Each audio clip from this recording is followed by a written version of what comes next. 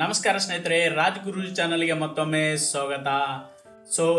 C ಕಡೆಯಿಂದ ಎಲ್ಲ credit ಕಾರ್ಡ್ಗಳನ್ನ ಅಪ್ಲೈ ಮಾಡುವ ಒಂದು ಆಪ್ಷನ್ ಕೊಟ್ಟಿದ್ದಾರೆ. CSC ಗಳಿಗೆ ತುಂಬಾ ಉಪಯೋಗ ಆಗುತ್ತೆ ಅಂತ ನಾನು ಅನ್ಕೊಂಡಿದ್ದೀನಿ. ಇಂದಿನ ವಿಡಿಯೋದಲ್ಲಿ ನಾನು Flipkart Axis bank credit card ಅನ್ನ ನಾನು ಅನ್ಬಾಕ್ಸ್ ಮತ್ತೆ ರಿವ್ಯೂ ಅನ್ನ ಮಾಡಿದೆ. ಮುಂದಿನ ವಿಡಿಯೋದಲ್ಲಿ ನಿಮ್ಗೆ ಅದನ್ನ ಅಪ್ಲೈ ಯಾವ ತರ ಮಾಡಬೇಕು ಅಂತ ತಿಳಿಸ್ಕೊಡ್ತೀನಿ ಅಂತ ಅಂದಿದೆ.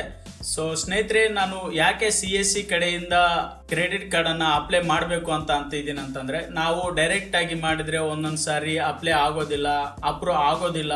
ಅದ್ರ ಸಲುವಾಗಿ CSC VLA ಕಡೆಯಿಂದ ನಾವು ಏನಾದ್ರು ಅಪ್ಲೈ ಮಾಡಿದ್ರೆ ಬೇಗ ಅಪ್ರೂವ್ ಆಗುತ್ತೆ ಅಂತ ನಾನು ಈ ಒಂದು ಟೆಕ್ನಿಕ್ ಅನ್ನ ನಿಮ್ಗೆ ತಿಳಿಸ್ಕೊಡ್ತಾ ಇದ್ದೀನಿ. ನಿಮ್ಮ ಹತ್ರ ಇರೋ ಯಾವ್ದಾದ್ರು ಒಂದು CSC ಸೆಂಟರ್ಗೆ ಹೋಗಿ ನೀವು ಇದನ್ನ ಅಪ್ಲೈ ಮಾಡ್ಕೋಬಹುದು. ಬನ್ನಿ ವಿಡಿಯೋನ ಶುರು ಮಾಡೋಣ. ಮೊದಲು CSC ಐಡಿಯನ್ನ ಲಾಗಿನ್ ಮಾಡ್ಕೊಳ್ಳೋಣ.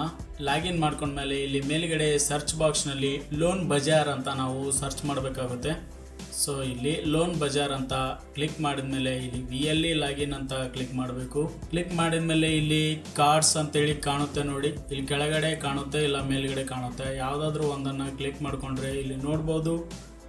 Axis bank, Bajaj finance credit card, ಮತ್ತು HDFC ಬ್ಯಾಂಕು, ಮತ್ತು LIC bank, Patanjali bank, Patanjali Punjab bank, Patanjali RBL bank ಮತ್ತು SBI ಬ್ಯಾಂಕ್ ಕಡೆಯಿಂದ ಇಷ್ಟೆಲ್ಲ ಕ್ರೆಡಿಟ್ ಕಾರ್ಡ್ ಅನ್ನ ನಾವು ಅಪ್ಲೈ ಮಾಡಬಹುದು CSC ಕಡೆಯಿಂದ. ಇಲ್ಲಿ ನಿಮ್ಗೆ ಇಂದಿನ ವಿಡಿಯೋದಲ್ಲಿ ತೋರಿಸಿದಂಗೆ ನಾನು Flipkart Axis bank credit card ಅನ್ನ ಅಪ್ಲೈ ಮಾಡಿ ತೋರಿಸ್ತೀನಿ. ಇಲ್ಲಿ ಆಕ್ಸಿಸ್ ಬ್ಯಾಂಕ್ ಅನ್ನ ನಾನು ಸೆಲೆಕ್ಟ್ ಮಾಡ್ಕೊಂಡು ಅಪ್ಲೈ ಅಂತ ಕ್ಲಿಕ್ ಮಾಡ್ತೀನಿ. ಇಲ್ಲಿ ಕ್ಲಿಕ್ ಮಾಡಿದ್ಮೇಲೆ ಇಲ್ಲಿ ನೋಡ್ಬೋದು, ಇಲ್ಲಿ ಯಾವ ತರ ಅಪ್ಲೈ ಮಾಡಬೇಕು ಅಂತ ಇಲ್ಲಿ ಎಲ್ಲ ಕೊಟ್ಟಿರ್ತಾರೆ. ಒಂದ್ಸರಿ ನೋಡ್ಕೊಂಡು ಇದನ್ನ ಕ್ಲೋಸ್ ಮಾಡ್ಕೊಳ್ಳಿ.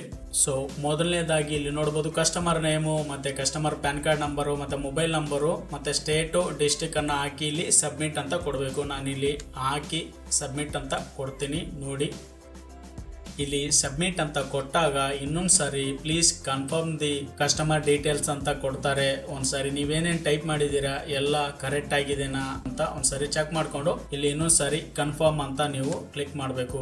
ಕ್ಲಿಕ್ ಮಾಡಿದಾಗ ನೀವು ಕೊಟ್ಟಿರುವ ಮೊಬೈಲ್ ನಂಬರ್ಗೆ OTP ಬರುತ್ತೆ. ಆ OTP ಅನ್ನ ಹಾಕೊಂಡು ಇಲ್ಲಿ ಸಬ್ಮಿಟ್ ಅಂತ ಇನ್ನೊಂದು ಸಾರಿ ಕೊಡಬೇಕು. ಕೊಟ್ಟಾಗ ಇಲ್ಲಿ ನೋಡ್ಬೋದು click here to credit card Axis Bank ಅಂತ ಬರುತ್ತೆ. ಅದ್ರ ಮೇಲೆ ನೀವು ಕ್ಲಿಕ್ ಮಾಡಬೇಕು. ಕ್ಲಿಕ್ ಮಾಡಿದಾಗ ಡೈರೆಕ್ಟ್ ಆಕ್ಸಿಸ್ ಬ್ಯಾಂಕ್ ಆಫಿಷಿಯಲ್ ವೆಬ್ಸೈಟ್ಗೆ ಬಂದ್ಬಿಡುತ್ತೆ. ಕ್ರೆಡಿಟ್ ಕಾರ್ಡ್ ಅಪ್ಲೈ ಮಾಡೋ ಒಂದು ವೆಬ್ಸೈಟ್ ಇಲ್ಲಿ ಓಪನ್ ಆಗುತ್ತೆ. ನಿಮಗೆ ಇಂದಿನ ವಿಡಿಯೋದಲ್ಲಿ ಕೂಡ ಡೈರೆಕ್ಟ್ ಈ ಲಿಂಕನ್ನು ನಾನು ಕೊಟ್ಟಿದ್ದೆ ಕೆಳಗಡೆ. ಅದರಿಂದ ಕೂಡ ನೀವು ಅಪ್ಲೈ ಮಾಡ್ಬೋದು, CSC ಕಡೆಯಿಂದ ಕೂಡ ಅಪ್ಲೈ ಮಾಡ್ಬೋದು. ಇಲ್ಲಿ ಮೊಬೈಲ್ ನಂಬರು ಮತ್ತು ಎನ್ಯುವಲ್ ಇನ್ಕಮು ಮತ್ತು date of birth, PAN card number, pin code ಹಾಕಿ ಇಲ್ಲಿ ನೆಕ್ಸ್ಟ್ ಅಂತ ಕೊಡಬೇಕು. ಇಲ್ಲಿ ಎನ್ಯುವಲ್ ಇನ್ಕಮ್ ಎಷ್ಟು ಕೊಡಬೇಕಂದ್ರೆ 4 ಲಕ್ಷ ಮೇಲೆ ಕೊಡಬೇಕು. ನೀವು 4 ಲಕ್ಷ ಮೇಲೆ ಕೊಟ್ಟರೆ ಮಾತ್ರ ನಿಮಗೆ ಈ ಒಂದು ಕಾರ್ಡ್ಗಳು ಅಪ್ರೂವಲ್ ಆಗೋಕ್ಕೆ ಸಾಧ್ಯ ಆಗುತ್ತೆ. ಫಿಲ್ ಮಾಡ್ಕೊಂಡ್ಮೇಲೆ ಇಲ್ಲಿ ನೆಕ್ಸ್ಟ್ ಅಂತ ಇಲ್ಲಿ ಕ್ಲಿಕ್ ಮಾಡಬೇಕು.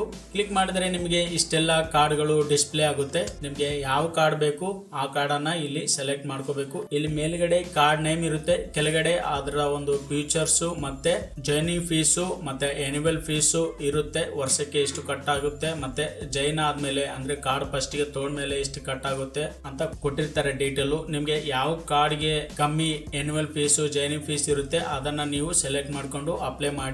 ಒಂದು ವೇಳೆ ನಿಮಗೆ ಎಲ್ಲ ಫ್ಯೂಚರ್ಗಳು ಬೇರೆ ಬೇರೆ ಫ್ಯೂಚರ್ಗಳು ಬೇಕಂತಂದರೆ ಯಾವ ಕಾರ್ಡ್ ಇಂಟ್ರೆಸ್ಟ್ ಇರುತ್ತೋ ಆ ಕಾರ್ಡನ್ನು ಸೆಲೆಕ್ಟ್ ಮಾಡಿಕೊಂಡು ತಗೊಳ್ಳಿ. ನಾನು ನಿಮಗೆ ಇಲ್ಲಿ ಫ್ಲಿಪ್ಕಾರ್ಟ್ ಆಕ್ಸಿಸ್ ಬ್ಯಾಂಕ್ ಕ್ರೆಡಿಟ್ ಕಾರ್ಡನ್ನು ಅಪ್ಲೈ ಮಾಡಿ ತೋರಿಸ್ತೀನಿ ಅಂತ ಹೇಳಿದ್ದೆ. ಇಲ್ಲಿ ನೋಡ್ಬೋದು ಮೂರನೇದು Flipkart Axis bank credit card ಇದೆ.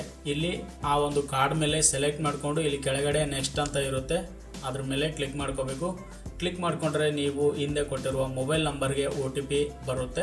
ಆ OTPಯನ್ನು ಇಲ್ಲಿ ಹಾಕೊಂಡು ಆ ಅಗ್ರಿ ಟು ಅಂತ ಹೇಳಿ ಟರ್ಮ್ ಅಂಡ್ ಕಂಡೀಷನ್ ಇರುತ್ತೆ, ಅದ್ರ ಮೇಲೆ ಕ್ಲಿಕ್ ಮಾಡ್ಕೋಬೇಕು. ಕ್ಲಿಕ್ ಮಾಡಿಕೊಂಡು ಮತ್ತೆ ಇಲ್ಲಿ ಕೆಳಗಡೆ ಸ್ಕ್ರೋಲ್ ಮಾಡಿಕೊಂಡು ಅಗ್ರಿ ಅಂತ ಕೊಡಬೇಕು. ಕೊಟ್ಟು ಇಲ್ಲಿ ಸಬ್ಮಿಟ್ ಅಂತ ಕೊಡಬೇಕು.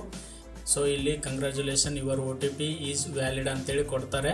ಇಲ್ಲಿ ಮತ್ತೆ ಇನ್ನೊಂದು ಫಾರ್ಮ್ ಓಪನ್ ಆಗುತ್ತೆ. ಇಲ್ಲಿ ಅವರ ಡೀಟೇಲ್ ಅನ್ನ ಹಾಕ್ಬೇಕು. ಅವರ ನೇಮು ಮತ್ತೆ ನೀವು ಮಿಸ್ಟರ್ ಮಿಸ್ಸಸ್ ಅಂತ ಹಾಕಿದ ಮೇಲೆ ಜೆಂಡರ್ ತಾನಾಗೆ ತಗೊಳುತ್ತೆ. ಮತ್ತೆ ನೇಮ್ ಆನ್ ಕಾರ್ಡ್ ಅಂತ ಇರುತ್ತೆ. ಸೊ ಮೇಲ್ಗಡೆ ಏನ್ ನೇಮ್ ಕೊಟ್ಟಿರ್ತಾರ ಅದೇ ನೇಮನ್ನು ಇಲ್ಲಿ ತಗೊಳುತ್ತೆ. ಮತ್ತೆ ಮದರ್ ನೇಮ್, ಫಾದರ್ ನೇಮ್, ಮತ್ತೆ ಮ್ಯಾರಿಡೋ ಅನ್ಮ್ಯಾರಿಡೋ ಅದೆಲ್ಲ ಹಾಕೊಂಡು ಕೆಳಗಡೆ ಅಡ್ರೆಸ್ ಡೀಟೇಲ್ಸ್ ಅಂತ ಇರುತ್ತೆ. ಇಲ್ಲಿ ಎಂಟರ್ ರೆಸಿಡೆನ್ಷಿಯಲ್ ಅಡ್ರೆಸ್ ಮತ್ತೆ ಎಂಟರ್ ಆಫೀಸ್ ಅಡ್ರೆಸ್ ಅಂತ ಇರುತ್ತೆ. ರೆಸಿಡೆನ್ಷಿಯಲ್ ಅಡ್ರೆಸ್ ಅಂತಂದ್ರೆ ನಿಮ್ಮ ಆಧಾರ್ ಕಾರ್ಡ್ ನಲ್ಲಿ ಏನಿರುತ್ತೋ ಆ ಅಡ್ರೆಸ್ ಅನ್ನ ಹಾಕಿ, ಮತ್ತೆ ಇಲ್ಲಿ ಆಫೀಸ್ ಅಡ್ರೆಸ್ ಅಂತಂದ್ರೆ ನೀವು ಎಲ್ಲಿ ಕೆಲಸ ಮಾಡ್ತೀರಾ, ಒಂದು ವೇಳೆ ಜಾಬ್ ಮಾಡ್ತಾ ಇದ್ರೆ ಆ ಒಂದು ಅಡ್ರೆಸ್ ಅನ್ನು ಇಲ್ಲಿ ಹಾಕಿ ಇಲ್ಲಿ ಕೆಳಗಡೆ ಅಪ್ಡೇಟ್ ಅಂತ ನೀವು ಕ್ಲಿಕ್ ಮಾಡಬೇಕು.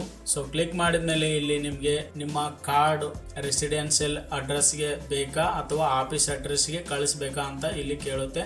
ಸೊ ಇಲ್ಲಿ ನಾನು ರೆಸಿಡೆನ್ಷಿಯಲ್ ಅಡ್ರೆಸ್ಗೆ ಕಳಿಸ್ತಾ ಇದ್ದೀನಿ. ಆಮೇಲೆ ಇಲ್ಲಿ ಪರ್ಸನಲ್ ಇಮೇಲ್ ಐಡಿ ಅಂತ ಇರುತ್ತೆ. ನಿಮ್ಮ ಇಮೇಲ್ ಐಡಿಯನ್ನ ಇಲ್ಲಿ ಹಾಕೋಬೇಕು. ಹಾಕೊಂಡ್ಮೇಲೆ ಕೆಳಗಡೆ ವೆರಿಫೈ ಅಂತ ಇರುತ್ತೆ, ಅದ್ರ ಮೇಲೆ ಕ್ಲಿಕ್ ಮಾಡಿದ್ರೆ ನಿಮ್ಮ ಇಮೇಲ್ಗೆ ಒಂದು OTP ಬಂದಿರುತ್ತೆ. ಆ OTP ಯನ್ನ ಇಲ್ಲಿ ಹಾಕೊಂಡು ಇಲ್ಲಿ ಸಬ್ಮಿಟ್ OTP ಅಂತ ಕ್ಲಿಕ್ ಮಾಡ್ಕೊಂಡ್ರೆ ಕೆಳಗಡೆ ನೆಕ್ಸ್ಟ್ ಅಂತ ಬರುತ್ತೆ. ಆ ನೆಕ್ಸ್ಟ್ ಅಂತ ನೀವು ಕ್ಲಿಕ್ ಮಾಡ್ಕೋಬೇಕಾಗುತ್ತೆ. ಕ್ಲಿಕ್ ಮಾಡ್ಕೊಂಡ್ರೆ ಇಲ್ಲಿ ನೀವು ಯಾವ ತರ ವರ್ಕ್ ಮಾಡ್ತಾ ಇದ್ದೀರಾ, ಇಲ್ಲಿ ನೀವೇ ಓನ್ ಆಗಿ ಒಂದು ಬಿಸ್ನೆಸ್ ಅನ್ನ ಮಾಡ್ತಾ ಇದ್ರೆ ಸೆಲ್ಫ್ ಎಂಪ್ಲಾಯ್ಡ್ ಅಂತ ಕೊಡಿ. ಇಲ್ಲ ಅಂತಂದ್ರೆ ನೀವೇನಾದ್ರೂ ಬೇರೆ ಕಡೆ ಅಥವಾ ಗೌರ್ಮೆಂಟ್ ಜಾಬ್ ಏನಾದ್ರು ಮಾಡ್ತಾ ಇದ್ರೆ ಇಲ್ಲಿ ಸ್ಯಾಲರಿಡ್ ಅಂತ ಕೊಡ್ಬೇಕು. ಕೊಟ್ಮೇಲೆ ಇಲ್ಲಿ ಸೋರ್ಸ್ ಆಫ್ ಫಂಡ್ ಅಂತ ಇರುತ್ತೆ. ಇಲ್ಲಿ ನೀವು 3 ಆಪ್ಷನ್ ಬರುತ್ತೆ, ಅದರಲ್ಲಿ ಯಾವ್ದಾದ್ರು ಒಂದನ್ನ ಸೆಲೆಕ್ಟ್ ಮಾಡ್ಕೋಬೇಕು. ಸೊ ಇಲ್ಲಿ ಬಿಸ್ನೆಸ್ ಇನ್ಕಮ್ ಅಂತ ನಾನು ಸೆಲೆಕ್ಟ್ ಮಾಡ್ಕೊಂಡಿದ್ದೀನಿ. ಆಮೇಲೆ ಇಲ್ಲಿ ನೋಡಬಹುದು, ಇಲ್ಲಿ ನೇಚರ್ ಆಫ್ ಬಿಸ್ನೆಸ್ ಅಂತ ಇರುತ್ತೆ, ಯಾವ ತರ ಕೆಲಸ ಮಾಡ್ತೀರಾ ಅಂತ ಇಷ್ಟೆಲ್ಲ ಆಪ್ಷನ್ ಇರುತ್ತೆ. ನೀವು ಒಂದನ್ನ ಸೆಲೆಕ್ಟ್ ಮಾಡ್ಕೋಬೇಕು. ನೀವು ಯಾವ ಕೆಲಸ ಮಾಡ್ತಿರ್ತೀರೋ ಅದನ್ನ ಸೆಲೆಕ್ಟ್ ಮಾಡ್ಕೊಳ್ಳಿ. ಸೆಲೆಕ್ಟ್ ಮಾಡ್ಕೊಂಡ್ಮೇಲೆ ಇಲ್ಲಿ ಕಂಪನಿ ನೇಮ್ ಅಂತ ಕೇಳುತ್ತೆ. ನೀವು ಯಾವ ಕಂಪನಿಯಲ್ಲಿ ಕೆಲಸ ಮಾಡ್ತಿರೋ ಆ ಒಂದು ಕಂಪನಿ ನೇಮ್ ಅನ್ನ ಇಲ್ಲಿ ಹಾಕೊಳ್ಳಿ. ನಿಮ್ದೇನಾದ್ರೂ ಓನ್ ಆಗಿ ಶಾಪ್ ಇಟ್ಟಿದ್ರೆ ಆ ಶಾಪ್ ಅಂಗಡಿ ಹೆಸರನ್ನ ಇಲ್ಲಿ ಹಾಕಿದ್ಮೇಲೆ ಕೆಳಗಡೆ ಓನರ್ಶಿಪ್ ಟೈಪ್ ಅಂತ ಕೇಳುತ್ತೆ. ಇಲ್ಲಿ ಓನ್ ಆಗಿ ಒಬ್ಬರೇ ಹಾಕಿದ್ರೆ ಇಲ್ಲಿ ಸೋಲೋ ಅಂತ ಹಾಕಿ, ಇಲ್ಲ ಅಂತಂದ್ರೆ ಪಾರ್ಟ್ನರ್ಶಿಪ್ ಅಂತ ಹಾಕಿ, ಇಲ್ಲಾಂದ್ರೆ ಪ್ರೈವೇಟ್ ಲಿಮಿಟೆಡ್ ಅಂತ ಹಾಕಿ. ಆಮೇಲೆ ಇಲ್ಲಿ number of years in business ಅಂತ ಹೇಳಿ ಕೇಳುತ್ತೆ.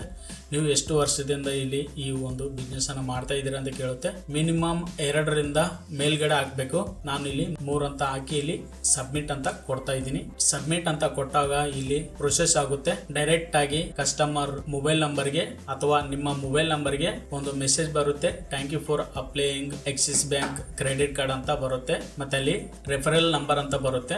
ಸೊ CSC ಕಡೆಯಿಂದ ಮಾಡ್ತಾ ಇದೀವಲ್ವಾ, ಅದ್ರ ಸಲುವಾಗಿ ಇಲ್ಲಿ ಅಕೌಂಟ್ ಕೂಡ ಓಪನ್ ಮಾಡೋ ಒಂದು ಆಪ್ಷನ್ ಬರ್ತಾ ಇದೆ. ಈ ಒಂದು ಕಸ್ಟಮರ್ಗೆ ಅಕೌಂಟ್ ಅನ್ನ ಓಪನ್ ಮಾಡೋದಿಲ್ಲ, ಜಸ್ಟ್ ಕ್ರೆಡಿಟ್ ಕಾರ್ಡ್ ಅನ್ನ ಅಪ್ಲೈ ಮಾಡ್ತಾ ಇದ್ದೀನಿ. ಇಷ್ಟೆಲ್ಲ ಆದ್ಮೇಲೆ ಮುಂದಿನ ಪ್ರೋಸೆಸ್ ಏನಿರುತ್ತೆ ಅಂತಂದ್ರೆ, ಒಂದು 2 ದಿನ ಆದ್ಮೇಲೆ ನಿಮಗೆ ಬ್ಯಾಂಕ್ ಕಡೆಯಿಂದ ವೆರಿಫೈ ಮಾಡೋಕೆ ಬರ್ತಾರೆ. ಮನೆ ಅಥವಾ ಆಫೀಸ್ಗೆ ವೆರಿಫೈ ಮಾಡೋಕೆ ಅಂತ ಬರ್ತಾರೆ.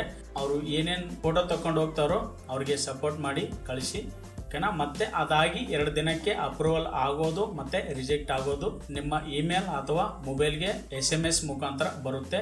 ಅಪ್ರೂವಲ್ ಆಗಿ ಒಂದು 4 ದಿನಕ್ಕೆ ನಿಮಗೆ ಬ್ಲೂ ಡಾಟ್ ಅಥವಾ ಯಾವುದಾದ್ರೂ ಒಂದು ಪೋಸ್ಟ್ ಆಫೀಸ್ ಕಡೆಯಿಂದ ನಿಮಗೆ ಕ್ರೆಡಿಟ್ ಕಾರ್ಡ್ ಡೆಲಿವರಿ ಕೊಡ್ತಾರೆ. ಸೊ CSC ಕಡೆಯಿಂದ ಅಥವಾ ನಿಮಗೆ ಡೈರೆಕ್ಟ್ ಆಗಿ Flipkart Axis bank credit card ಅನ್ನ ಅಪ್ಲೈ ಮಾಡೋ ಒಂದು ಪ್ರೊಸೆಸ್ ಅನ್ನ ತಿಳಿಸ್ಕೊಟ್ಟಿದ್ದೀನಿ. ಸೊ ಈ ವಿಡಿಯೋ ಯಾರ್ಯಾರು ಕ್ರೆಡಿಟ್ ಕಾರ್ಡ್ ತಗೋತಾರೋ ಸೊ ಅವರಿಗೆ ಹೆಲ್ಪ್ಫುಲ್ ಆಗುತ್ತೆ ಅಂತ ಅನ್ಕೊಂಡಿದ್ದೀನಿ. ಸೊ ಇದಿಷ್ಟು ಈ ವಿಡಿಯೋನ ಒಂದು ವಿಶೇಷತೆ ಆಗಿತ್ತು. ಇದೇ ತರ ಬೇರೆ ವಿಡಿಯೋ ಕೂಡ ಅಪ್ಲೋಡ್ ಮಾಡ್ತಾ ಇರ್ತೀನಿ. ಅದ್ರ ಸಲುವಾಗಿ ಲೈಕ್ ಮಾಡಿ, ಶೇರ್ ಮಾಡಿ, ಸಬ್ಸ್ಕ್ರೈಬ್ ಕೂಡ ಮಾಡ್ಕೊಳ್ಳಿ. ಧನ್ಯವಾದಗಳು. ಶುಭ ದಿನ.